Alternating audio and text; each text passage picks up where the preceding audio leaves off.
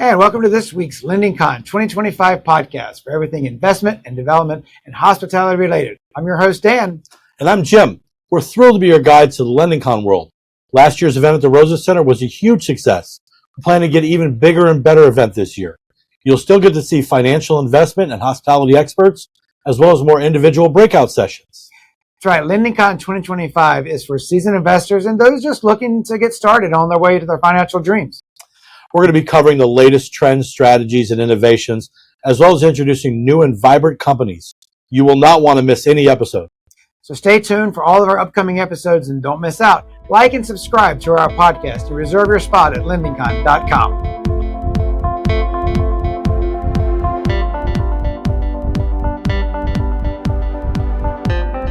Welcome back. We're here with John with Apogee Travel. Happy to have you here, John.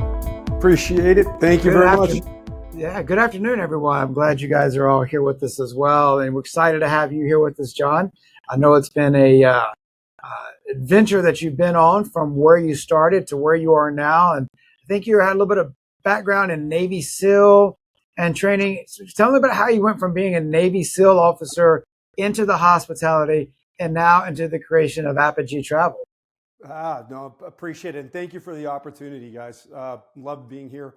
I guess the short answer in that, I was born and raised in Los Angeles. I went to the Naval Academy while I was there.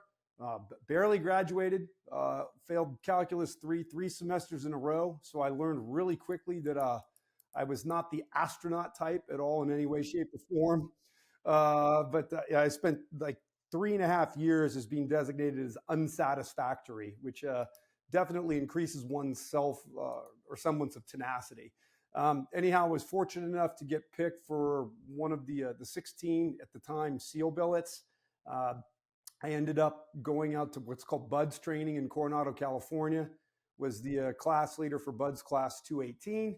And then, kind of one of my so-called claim to fame. I mean, I've been fortunate enough to be in the service of other heroes, was that we were the alert platoon when 9/11 took place.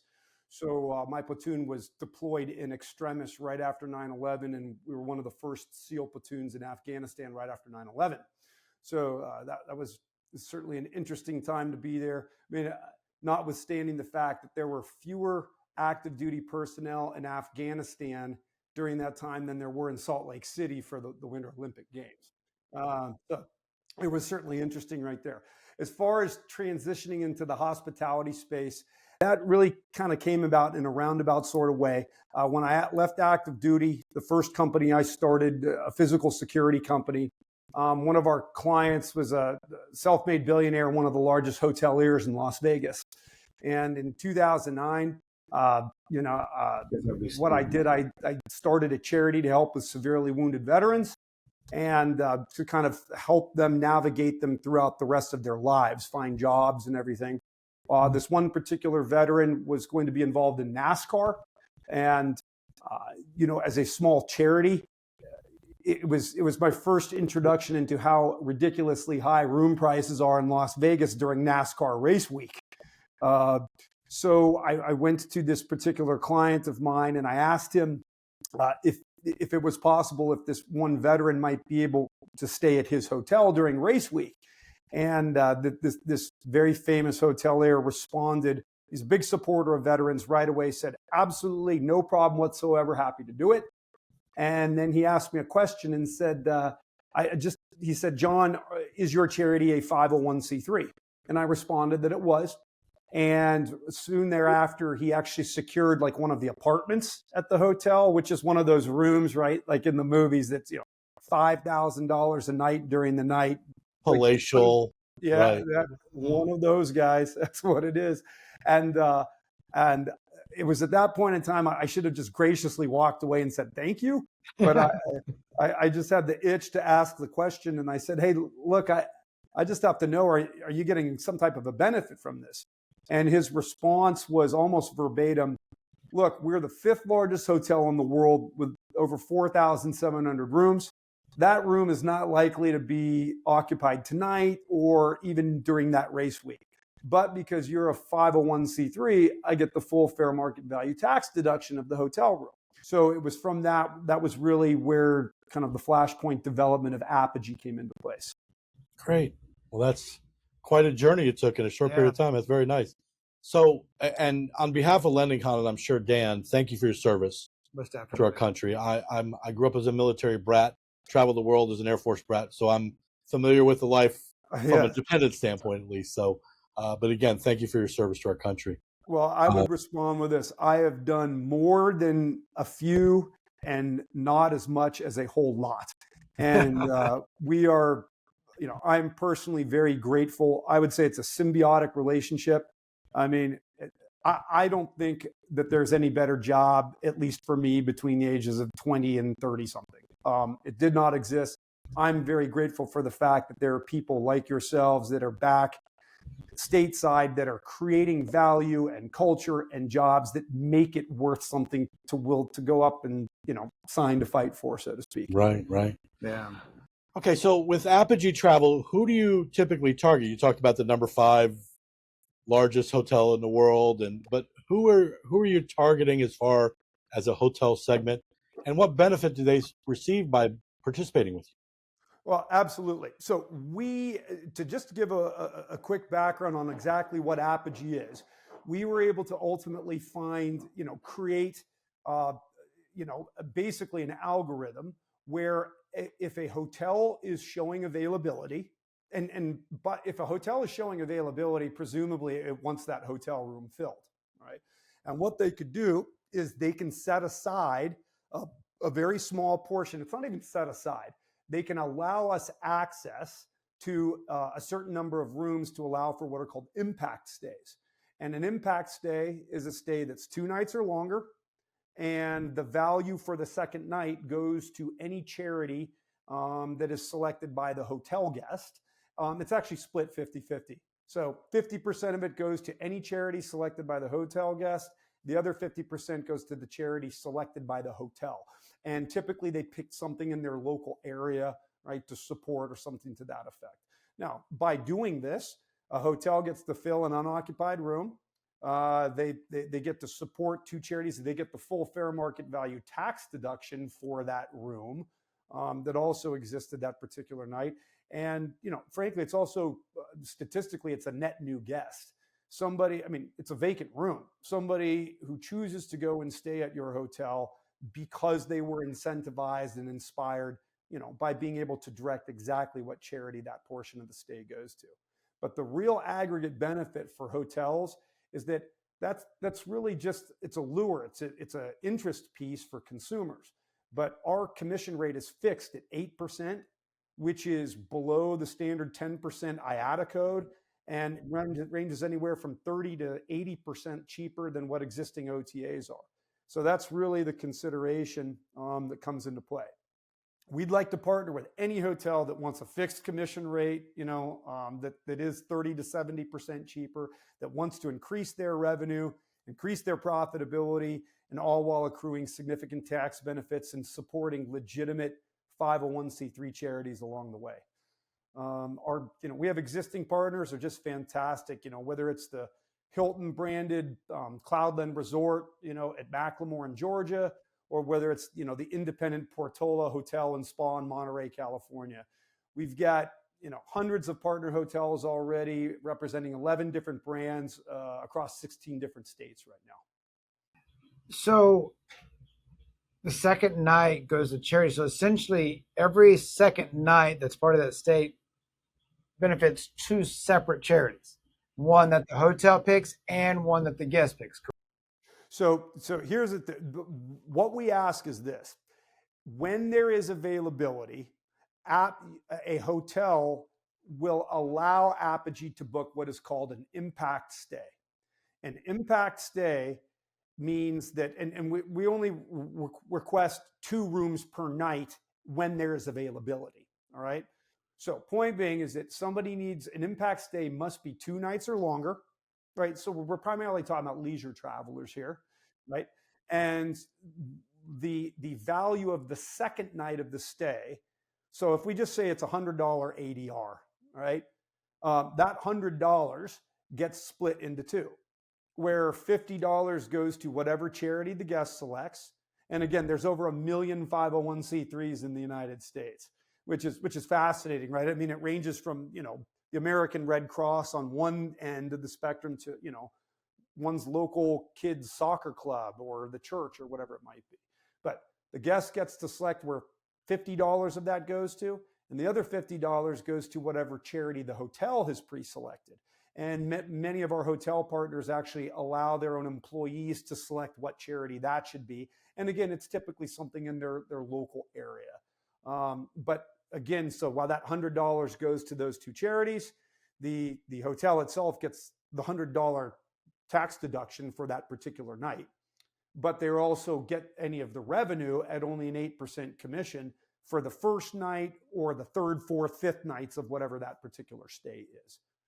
But again, to also close this for hotels, that's just for impact nights, which are, again, stays that must be 2 nights or longer, and if there's availability. But any room can be booked as long as there is availability at the hotel through Apogee, and the hotel is only paying an 8% commission. That's fine. So you keep saying booking through Apogee. Do you have your own booking portal? And if you do have your own booking portal, how does that differ from the Expedia, Booking, and other OTAs booking sites? It does. We have our booking portals went live on November 1st. So you can go to apogeetravel.com, or you can download the mobile app on either Google Play or on the Apple Store. The mobile apps are right there. It looks identical to any of the other OTAs that you've seen. Yep. If you just look for Apogee Travel and you'll see Doing it right now. So all you do, it's just like everything else. You pick the location you're going to. You pick the date that you want to arrive, the date that you're going to leave, and then you'll see all the different hotels that are available right there. The hotels that we've already signed up are obviously spotlighted at the top. Those are our partner hotels. And you can choose an impact stay. And then the only thing that's different, unlike any of the other OTAs that you book at, is instead of just when you put in your booking information, your payment information, there's only one other thing that you have to do, and that's that you have to choose what charity you want to support. Okay. And you can choose by searching through the charity's EIN, the name. We actually have it co-located between kind of the broad verticals, veterans causes, the environment, animals, children, medical research, et cetera, et cetera. And again, like I said, there are over 1,048,000 501c3s as of December. That's a lot to choose from. Yeah. So I put it up on my phone here, and I want to make sure I'm getting the right one. It's the black button with the orange sort of pyramid looking thing. Yep. That's like the orange flame, right? That's Apogee Travel. All right. Let me pop into that and see what it looks like. So that's exciting. Sure. So I'll let that download, and we'll look at that a little bit later. I'll check it out. Awesome. And I know that we're primarily talking about, with LendingCon and hospitality investment, but as it relates to consumers, even if it's not an impact night and they're just booking, for example, a 1-night stay, it doesn't matter. Any booking that goes through, 10% of Apogee's fees go to whatever charity the consumer selects as well. Okay, so there's still a charitable. There is a charitable contribution and a meaningful one through every transaction that comes through Apogee Travel. So if they're 1 night, they're still getting that percent. Oh, okay. Now, is that the hotel's choice or the guest choice? That is the guest's choice. The guest choice. Okay. The guest choice, and that particular, that of course, that gift comes through Apogee, right? We are the ones that are the beneficiary of the tax association with it. Because they're taking it out of their fee. Taking out of their fee. Gotcha. So from the impact nights, that's where the hotel gets the support. Nice. Excellent. Okay, so when a property does decide to partner with you, what's the process, the cost, time frame, kind of when we start talking, how fast can we expect to get going? Sure. So something that I learned very early on in the SEAL teams, and that we've all collectively learned too, just as we go through life, which is to keep it simple. And I guess keep it simple, stupid, if it's going to be KISS, right? Right. But there is no cost to a hotel. There is no technology implementation. There is no long-term agreement. A hotel can cancel its contract with Apogee at any time with 60 days notice. The reason why we did this is I was told by a very successful hotelier friend and colleague of mine when she said, it does not matter how good your offerings are. If it takes more than 5% of effort to understand or to implement, it will not be adopted. That's All right? it. That's very true. So look, we book through, there's no requirement for local negotiated rates or last room availability options or anything else. All we see is a hotel's inventory by what they display on either of the global distribution systems or if they use DerbySoft. So it's a rack rate is what we're showing to guests. That is all that it is. So assuming they're already tied in to the GDSs or DerbySoft, of which nearly all hotels already are, it's literally, we just tie in right there. There's no technology implementation, nothing. That's good. They pull off that. That means you don't have to worry about parity and all the brands all are worried about parity and that. So that's good. You don't have to worry about. Okay, so you buttoned up the start of it pretty easily. Let's talk about the back end of it when it's time for accounting, handling IRS information, end of the year. Yep. What kind of effort has to be put forth there? Okay. So apologies. It's a great question. It's also a good segue for me to be able to answer. There is one requirement that we have that is unique relative to all other OTAs. And that requirement is a $300 a year annual listing fee. Now, in the great scheme of things, we're talking about $25 a month, all right, which is pretty much a rounding error. Probably a few bookings takes care of that cost right there. At $150 average daily rate in 2024, it's essentially saying, can I get 2 nights booked at your hotel over the course of the year? Right. Right. That's exactly what it is. The reason why we do that, and in order for us to be able to literally lock in an 8% commission rate with you for 10 years, is that we do have increased reporting and recording requirements because we're talking about charitable contributions that are going to 501c3s. Yes. Hotels already are spending their entire time trying to figure out how to optimize the very best experiences for their guests. We did not want to put another thumb on a scale somewhere and have them have to take care of other additional reporting requirements for charities. We take care of all of that internally. We've spent millions of dollars on the infrastructure through Oracle's NetSuite and other components to ensure with hyper specificity that it is error-free, is what we'll just say on that. So at the end of the year, a hotel will receive, or frankly, upon any time that it queries us, it can receive any report exactly as to what is the date of the stay, what was the cash that went to what charities. And frankly, there's a big marketing component with this. One of the big partners that we team with is called Military Warrior Support Foundation. They're based out of San Antonio, Texas, and they give mortgage-free houses to severely wounded veterans, as well as cars and everything that's sponsored by Wells Fargo. Wow. And, when a hotel that's had several stays consummated at it, where those guests have chosen the Military Warrior Support Foundation, it also benefits the Military Warrior Support Foundation through its own channels to echo back, hey, this is a fantastic hotel that has really supported guests that have come this way. And that's pretty meaningful given that they have over 400,000 followers on their social media channels. Wow. All right, exposure. Exposure, that's the big thing, getting the word out there. And with that, getting the word out there, we'll be right back with Mr. John with Apogee Travel. We'll be right back.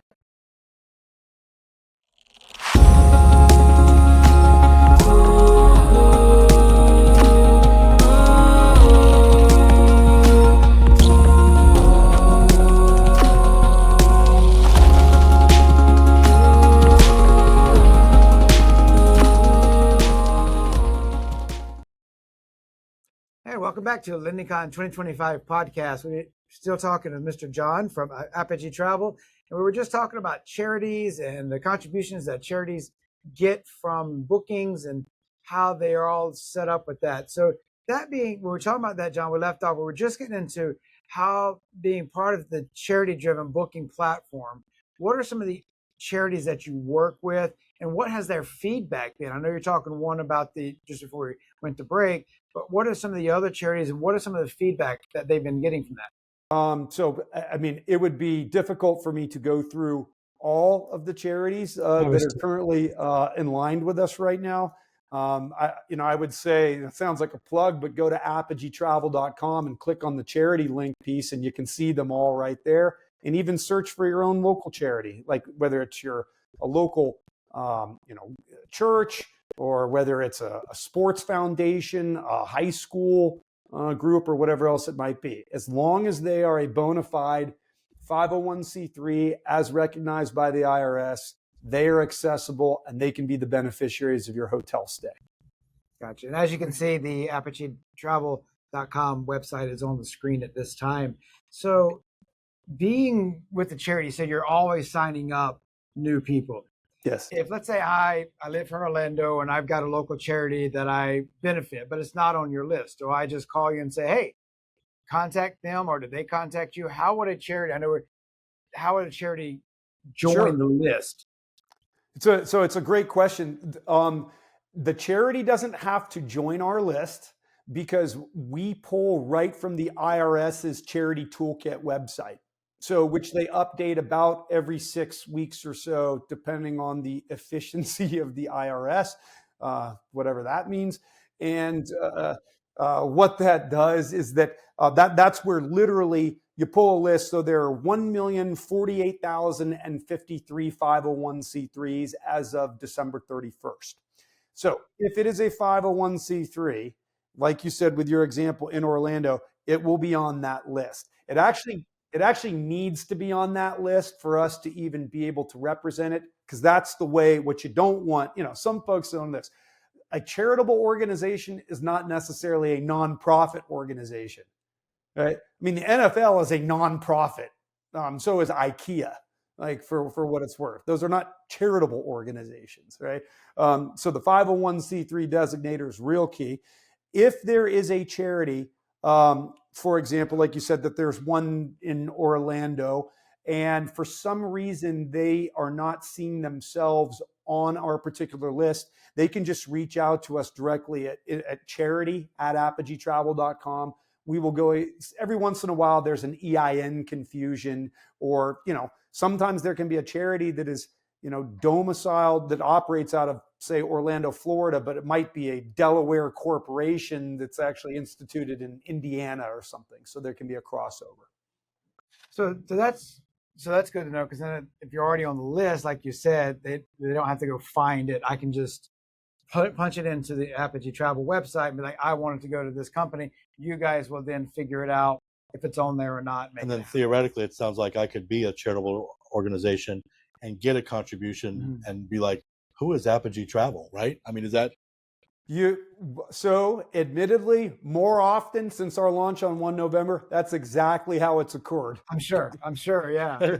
I'm sure they don't really mind it, but I'm sure no, they don't. But if you look at it through my optic and our optic, that's a great target list. Sure. Right? It's our ability to say, hey, we didn't know that you existed. All right. Somebody booked a room through us and selected you. We would love for you to be able to promote us to your other members and the hotel and that's outstanding. That's cool. Yeah, good combination on both sides there, so both people get a little benefit from that. So on the flip side of that, we talked about how the charities are benefiting about that and some of the feedback from them. The clients and the guests that's booked through Apogee Travel, what is their feedback? How are they been responsive to it? Have you had a chance to really communicate with people that's used the app at this point? But here is the real kicker that we've seen in the past since the launch on 1 November. Apogee is also the only OTA where consumers can concurrently accrue any of their brand rewards points as well.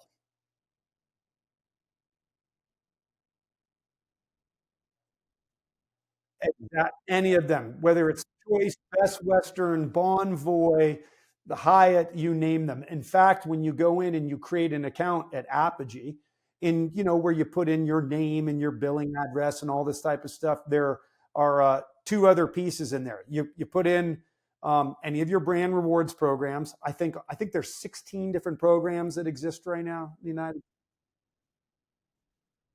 Right. So you get those ones right there. and you just put in whatever your preferred charity or charities are. So it just auto populates after you've done your search on any booking you've made. But that's really been,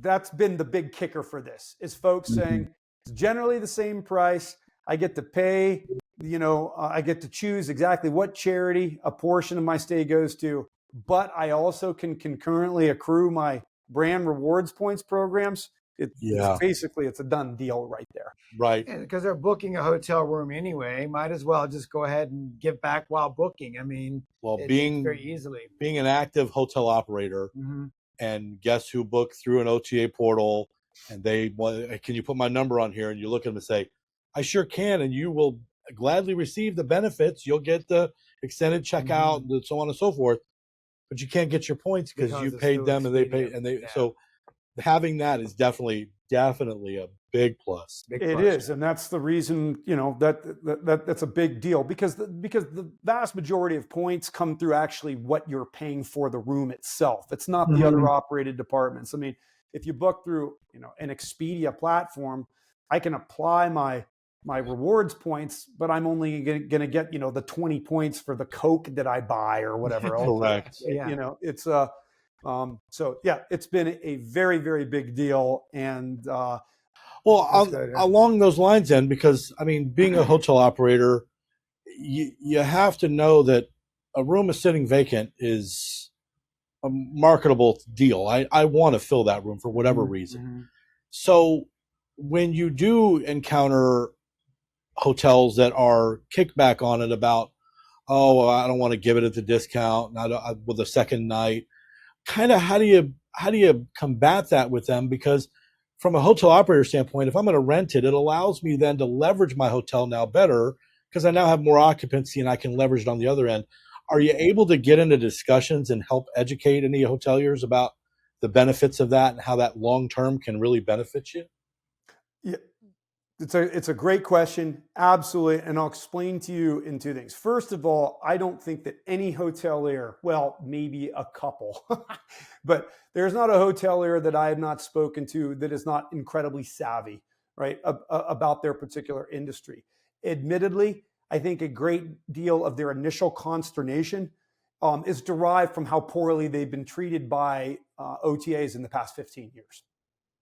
I think that it is a natural, hey, I've heard this gibberish before. I've in this kabuki show. Where am I going to get screwed on the backside, right? So you're fighting a bit of an uphill battle. The way that we have been able to actually transcend this particular issue is very simply this. And the best way I can describe it, I even got my notes right here for it. The use of an impact night can only be compared against a vacant room and nothing else, right? So, because an impact night is only available if a hotel is showing vacancy. If a hotel is showing vacancy, that means that it's binary. Only one of two things can happen. It's either going to be occupied or it is not going to be occupied, right? If it's not going to be occupied, you have $0 in revenue, $0 in tax credits, $0 in an ADR trigger or anything else in between. If it's occupied by Apogee, and again, if we use just a de minimis 2-night stay for an embed, you'll get $100 for the first night in revenue. You'll register $100 in both revenue and ADR for the second night. You'll get $100 in the tax credit for the charitable donation from the second night. You get contact points with a net new guest. You're supporting 2 different charities by that particular iteration. It's a no-brainer. Again, it comes back to this. A hotel is in 100% control of its room inventory 100% of the time. If you're showing vacancy, presumably you want the room filled. We're happy to do it, as well as benefit you with tax credits, ADR triggers, additional revenue, and supporting 2 charities along the way. And by the way, the reason why we always have the impact night triggered on the second night, it's so that the hotel actually gets revenue. Right, you made something at least already. Yeah. it covers any variable costs associated with the second night. Makes sense. Yeah, it does. Right. Okay, so John, it's been extremely interested. This Great is stuff, yeah. very So this is your first LendingCon. Yes. What are you looking to achieve? Why are you participating in LendingCon this year? Well, I'm participating in LendingCon, notwithstanding. I mean, this sounds like I'm polishing boots right here, but I mean, I've learned more in the past 10 minutes just by us jaw jacking back and forth. Certainly, like just to be around like you folks. Number two, I'm fortunate enough. Jan asked me, if I would be, one of the speakers at LendingCon too as well. So looking very, very forward to that. And Right. anytime that I can shake hands, meet other people, burn their ear as far as anything broad stroke within the hospitality space, it's very, very meaningful for me. And selfishly, I get to siphon off all of the experiences that folks like you have already gone through. There's no sense on treading down a pathway that's littered with mines if you've already tripped it before yourself. Yeah, I love that. That's great. I like that. That's a good quote. Well, there you'll meet with the right people, because I mean you're meeting with the people that are the movers and shakers. Correct. In the business, yeah. People that are making the decisions. So, and I think you're absolutely right. You'll get to meet a lot of people. You get to grease the palms of a lot of people, not only investors but hoteliers and some managers alike. So, looking forward to having you and your team here with us in a couple of months here in Orlando. Looking forward to it. I appreciate it. I look forward to it, guys. This has been really wonderful. Thank you for the conversation. Thank you. Thank you, sir. I look forward to seeing you in a couple of months down here in Orlando. Have a good night. Bye-bye. Bye-bye.